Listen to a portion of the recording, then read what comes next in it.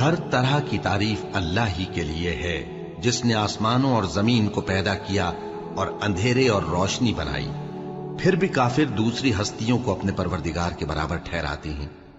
وہی تو ہے جس نے تم کو مٹی سے پیدا کیا، پھر مرنے کا ایک وقت مقرر کر دیا اور ایک مدت اس کے ہاں اور مقرر ہے، پھر بھی تمہیں کافروں اس بارے میں شک کرتے ہو۔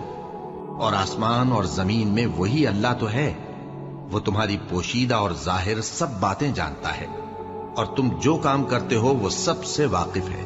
اور اللہ کی نشانیوں میں سے کوئی نشانی ان لوگوں کے پاس نہیں آتی مگر یہ اس سے منہ پھیر لیتے ہیں۔